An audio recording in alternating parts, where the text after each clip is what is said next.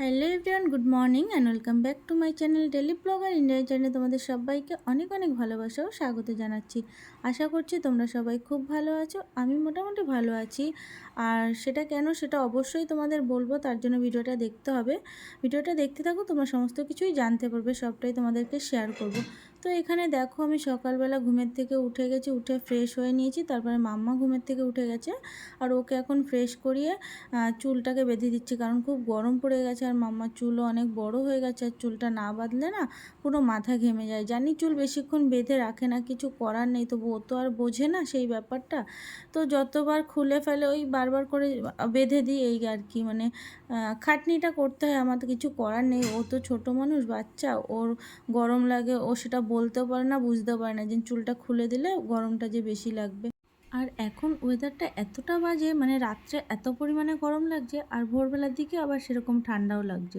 আবার যেই বেলা বাড়ছে সেই প্রচণ্ড পরিমাণে গরম। আর রাত্রে গরম লাগলে যে এসি চালাবো সেরকমও আবার না, এসি চালালে আবার বেশি ঠান্ডা লেগে যাচ্ছে। মানে সমস্যার যে সমাধান কি করে হবে তা বোঝা বড় মুশকিল। তো সেই কারণে কালকে রাত্রে ওর জন্য মানে গরম লাগছিল, যার জন্য টেবিল পাখা চালিয়েছিলাম। আর মামা প্রচণ্ড ঘামে, মানে ও অনেক ছোটোর থেকেই প্রচণ্ড পরিমাণে ঘামে। জানি না সমস্ত বাচ্চাদের এরকম হয় কি না, তবে ও এত ঘামে, ওর মাথা পুরো মানে জলে মানে ওর যে বালিশটা মাথার, সেই বালিশটা পর্যন্ত ভিজে যায়, এরকম ঘামে। তো সেই কারণে কি করেছিলাম, ওকে আমি মানে জামা খুলিয়েই ঘুম পাড়িয়েছিলাম। তো ভোরবেলার দিকে কি হয়েছে, এবার ঘুমিয়ে রয়েছি, আমিও ঘুমিয়ে রয়েছি, ও ঘুমিয়ে রয়েছে, হঠাৎ করে ও তো এদিক ওদিক করে আর গায়ের থেকে ওই কাঁথাটা সরে গেছে। ভোরবেলার দিকে যেহেতু একটু ঠান্ডা ঠান্ডা থাকে, তো তখন কি হয়েছে, ওর একটু হালকা ঠান্ডা লেগে গেছে। যেহেতু টেবিল পাখার হাওয়াটা একটু ঠান্ডা হয় জানোই তোমরা, তো সেই কারণে হালকা একটু ঠান্ডা লেগে গেছিলো। দেখলাম যে একটু হাঁচি দিচ্ছিলো, তো সেই কারণে সকালে ঘুমের থেকে উঠিয়ে ওই হালকা গেঞ্জির ফুল হাতা জামাটাকে পরিয়ে দিয়েছি আর ফুল প্যান্ট পরিয়ে দিয়েছি। কে খাবে?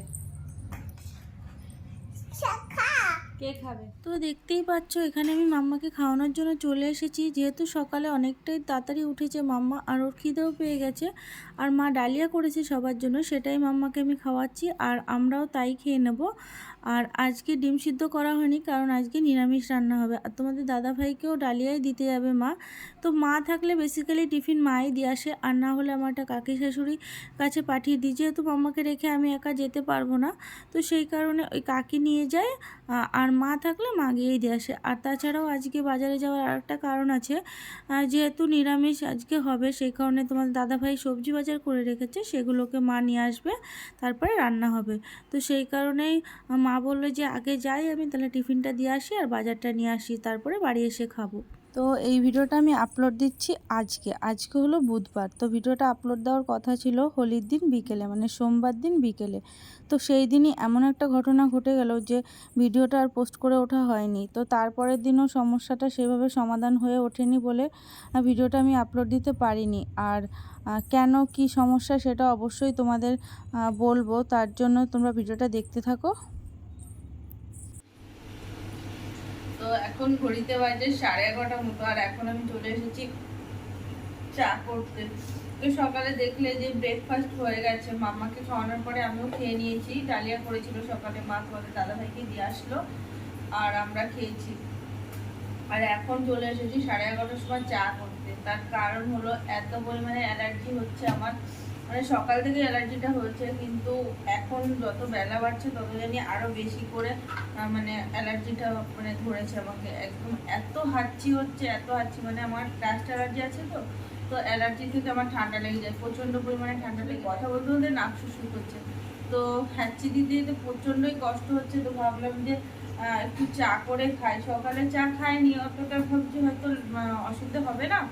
তো আর আজকে মেইনলি যেহেতু সকালে উঠেছি, সকালের হাওয়াটা হট করে লেগে যাওয়ায় না, আর ঠান্ডাটা আমার লেগে থাকে 12 মাসই, এই অ্যালার্জির জন্য মেইনলি। তো সকালের হাওয়াটায় আরও মনে হয় বেশি করে আমাকে ধরেছে।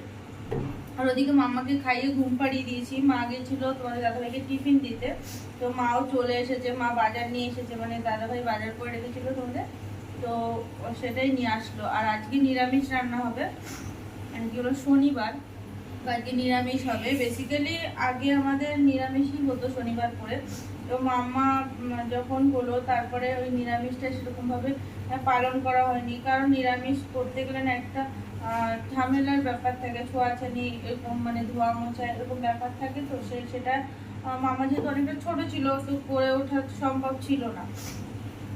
তো সেই কারণে তোমার দাদাভাই বলেছেন ঠিক আছে মামা একটু বড় হোক, দেন আবার নিরামিষটা কন্টিনিউ করবো।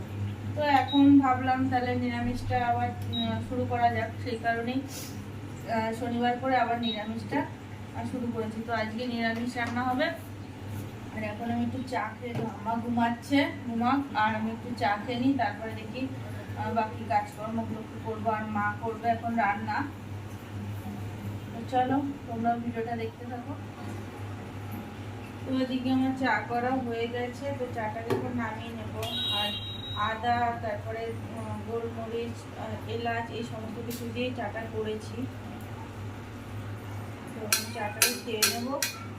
হ্যাঁ বাবা, এই যে মাম্মা উঠে গেছে। তো চা করতে করতে ওদিকে মাম্মা ঘুমের থেকে উঠে কান্না করছিল।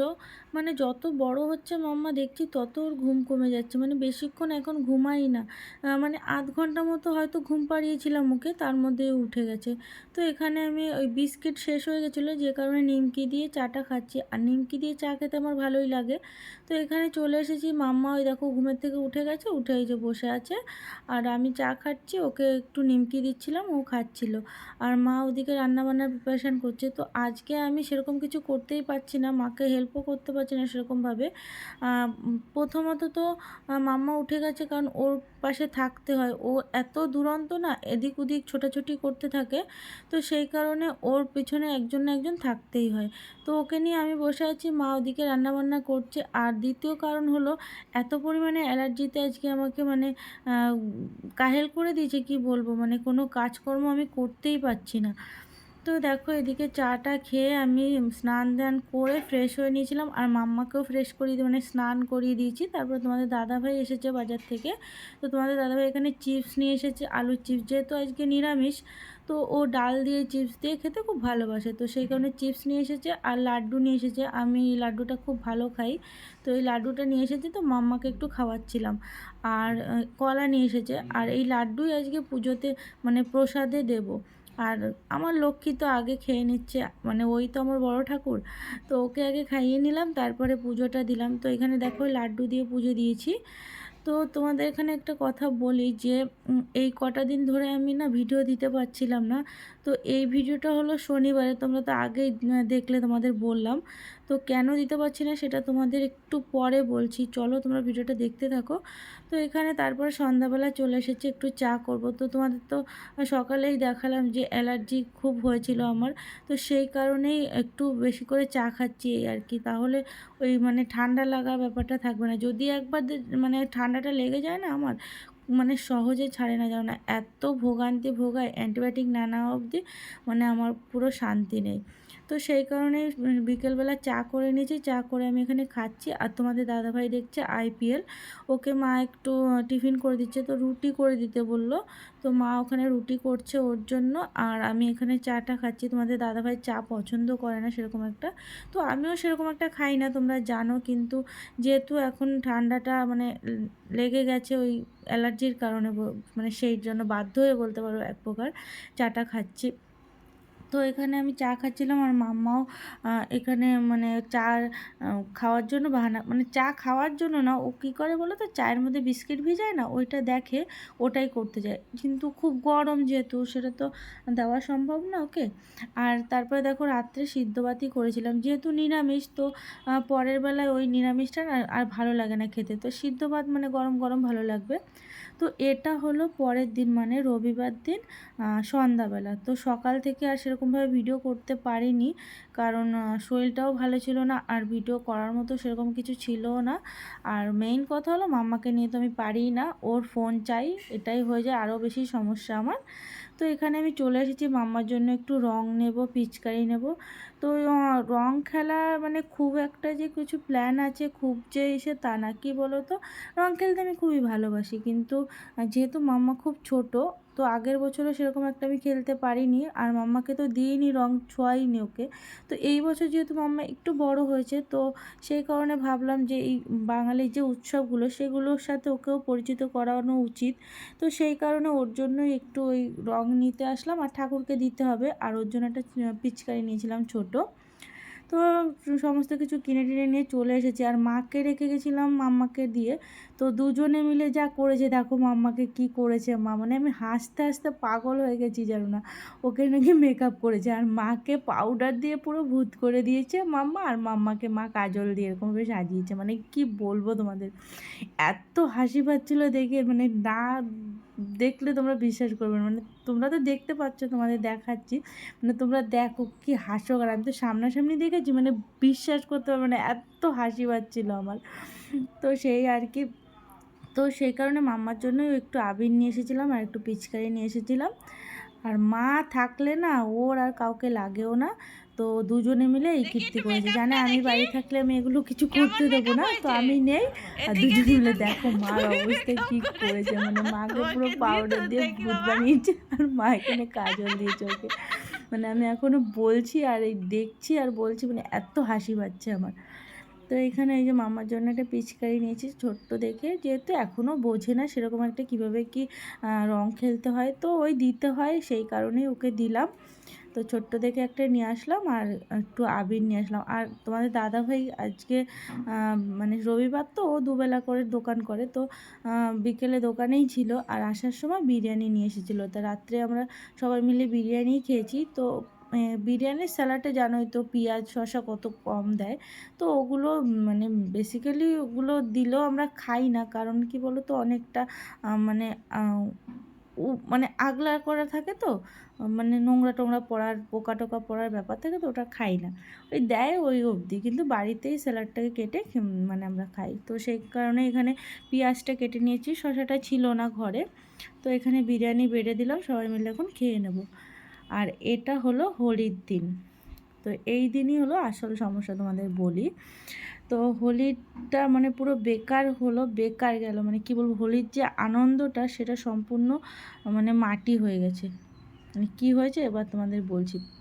প্রথমত 2 দিন ধরে আমাদের মানে ঘরের মেইন ঘরের যে পাখাটা, সিলিং পাখাটা, ওটা হঠাৎ করে চলতে চলতে বন্ধ হয়ে গেছে। তো ভালো কথা, টেবিল পাখা যেহেতু ছিল সেই কারণে ওটাকে একটু ম্যানেজ করা যাচ্ছে, এখনও অবধি ঠিক হয়নি। মানে লোক আসবে, আমার সময় পাচ্ছে না, তো এই কারণে আসতে পারছে না। তো টেবিল পাখাটা দিয়েই ম্যানেজ করছি। কিন্তু কি হয় জানো তো, টেবিল পাখাটা যখন মাম্মা খাটের উপর থাকে তখন চালানো যায়, কিন্তু যখন ও নিচে থাকে, এখন এদিক ওদিক ছোটাছুটি করে হাঁটতে পারে মাম্মা, তো ওকে নিয়ে মানে ওকে ছেড়ে দিলে নিচে যদি বাই চান্স হাত ঢুকিয়ে দেয়, তো সেই কারণে কি হয় জানো না, টেবিল পাখা তখন বন্ধ করে দিতে হয়। মানে যখন ওকে নিচে ছাড়ি তখন টেবিল পাখা বন্ধ করে দিতে হয়। তবে বন্ধ করলে কি হবে, ওই যে গরম লাগে, মানে কী সমস্যা, মানে চালিয়েও রাখতে পারছি না, আর বন্ধ করলে প্রচণ্ড পরিমাণে গরম, ও ছোটাছুটি করে ঘেমে যায়। তো এই তো এক সমস্যা, মানে এটা 2 দিন ধরে হয়ে আসছে, সেটা মানিয়ে নিয়েছি। তবে আর একটা সমস্যা কী হয়েছে, হোলির দিন বিকেলবেলা মানে চাবিটা মানে ওই তালাটা, মানে আমাদের তো 3 তলায়, আর 2 তলার একটা গেট আছে, আর নিচতলায় আর একটা, মানে মাঝখানের একটা গেট, তারপরে নিচে গিয়ে আর একটা গেট। তো সেই কারণে মানে অতটা নিচে নেমে মানে তালা খুলে চাবি নিয়ে আবার ওপরে আসা খুব সমস্যা হয়ে যায়, যে কারণে ওই তোমাদের দাদাভাই যদি বেরোয় বা কেউ বেরোয়, মা বেরোয়, কেউ যদি বেরোয়, তাহলে ওই চাবি নিয়ে যায়, তালা খুলে নিচের তালা খুলে আবার সেই তালাটা মানে লক করে দেন আমি উপর থেকে ব্যাগ ফেলি, ব্যাগে করে চাবিটা দেয়। এবার কি হয়েছে, ওই ব্যাগটা অনেক দিন হয়ে গেছে, এবার ওই ব্যাগটা মানে ওই পচে গেছে না কি হচ্ছে জানি না, হবে হয়তো, হঠাৎ করে মানে আমাকে চাবিটা দিয়েছে, মানে মাই একটু বেরিয়েছিল, তো চাবিটা আমাকে দিয়েছে, দেওয়ার পরে আমি না চাবিটাকে মানে ব্যাগটাকে তুলছি, তোলার পরে পুরো চলে এসেছে, মানে একদম একটুখানি 1-2 হাতের মতো ছিল, মানে আমাকে আমার ব্যাগটা তুলতে আর বাকি। তো ও হঠাৎ করে ব্যাগটা ছিঁড়ে নিচে চাবি পড়ে গেছে, তো নিচে একদম ড্রেনের মধ্যে পুরো, মানে ওটার মধ্যে আমাদের ওপরের ঘরের মানে দরজার লকের চাবি, তারপরে ডাইনিংয়ের লকের চাবি, দেন আমাদের মেইন যে গেটের চাবি, সমস্ত কিছু ওটার মধ্যে রয়েছে। পুরো গোছা ধরে চাবিটা ড্রেনের মধ্যে পড়ে গেছে। আর পড়ে গেছে তো গেছে, আর ড্রেনটা এতটা ডিপ তোমাদের কি বলবো, মানে একটা মানুষ পুরো ওখানে দাঁড়ালে পুরো একদম মানে ডুবে যাবে এরকম একটা, মানে এতটা ডিপ, মানে একটা মানুষের সমান ডিপ। কিন্তু বেসিক্যালি মানে ড্রেন এত ডিপ হয় না, তবে আমাদের এখানে মানে অনেক আগে সেটা মানে খুব নিচু ছিল। এবার আস্তে আস্তে মানে রাস্তাটা উঁচু হতে হতে হতে ট্রেনটা অটোমেটিক্যালি ওইভাবে হয়ে আসছে, ড্রেনটা ওরকমভাবে একদম ডিপ হয়ে গেছে, ডিপ আর সরু, মানে ওর মধ্যে কেউ ঢুকতেও পারবে না। এবার কেউ চাবি তুলতেও পারছে না, এত চেষ্টা করে যাচ্ছে ট্রেনের মধ্যে তো চাবি তুলতে পারছে না। আর কি সমস্যা, মানে পুরো 2-3 ঘন্টা ধরে ওখানে কন্টিনিউ তোমাদের দাদাভাই, তারপরে আশেপাশে তোমাদের দাদাভাইয়ের বন্ধু টন্ধু সবাই চেষ্টা করেছে, কেউ তুলতে পারছে না। এবার স্বাভাবিক বুঝতেই পারছো, সমস্ত কিছু চাবি ওখানে রয়েছে, আর লকগুলো চেঞ্জ করা, শুধু তালা যদি হয় সেগুলো আলাদা ব্যাপার থাকে, কিন্তু দরজার মানে মেইন দরজার যে লকগুলো, ওই লকগুলো খুব বড়, খুব মানে দামি, আর খুবই মানে ওই লক, এক একটা লকের দাম 3-4 হাজার টাকাও হবে হয়তো, এরকমই একটা, মানে আমি অতটা জানি না, তবে ওরকমই দাম হবে, ওর থেকে হয়তো একটু কম হবে, কিন্তু ওরকমই হবে। তো ওই লকগুলো এখন এই মুহূর্তে চেঞ্জ করা, মানে কি বলবো তোমাদের, এত টেনশানে পড়ে গেছিলাম, মানে বলে বোঝাতে পারবো না তোমাদের।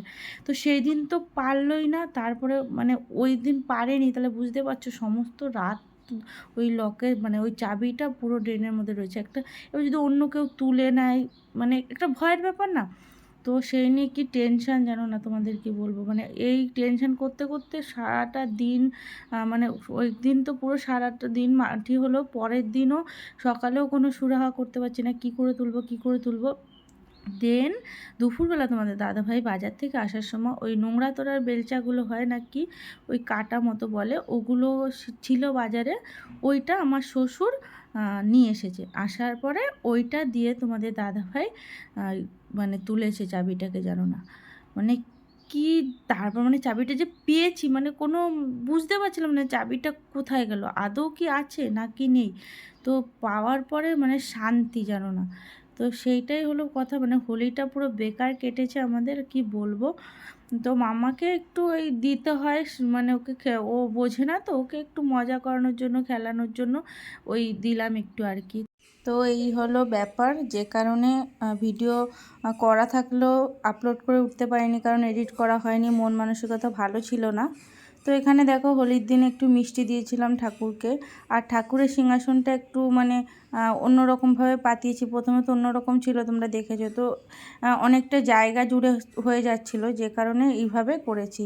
তো দেখো তোমাদের দাদাভাই এসছে, আসার পর তোমাদের দাদাভাইকে কেমন ভূত করিয়ে দিয়েছে, মানে পুরো বাড়ির সামনে, সারা বাজার থেকে একদম ঠিকঠাক এসেছে, বাড়ির সামনে আসার পরে এরকম হয়ে গেছে।